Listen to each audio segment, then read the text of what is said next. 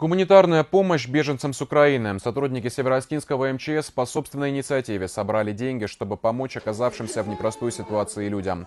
Мигрантам купили вещи первой необходимости, теплую одежду, подгузники для детей. Заявки составляли сами беженцы.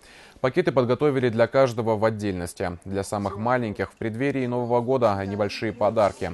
Организаторы акции побывали в пунктах временного проживания на базе 8-го профессионального училища в Беслане и на базе детского санатория «Юность» во Владикавказе.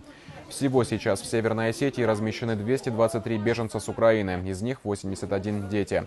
Люди размещены в 6 пунктах временного пребывания. Мы уезжали летом, и сильно мы и коляску ж брали, и ребенок сильно не унесешь много. Вот. Поэтому вещей, да, у нас не было, теплых тем более. Что здесь дают, то у нас есть. Хотим помочь людям, которые оказались в этой трудной жизненной ситуации. Со своей стороны оказать им помощь и в решении вопросов, и небольшую материальную помощь.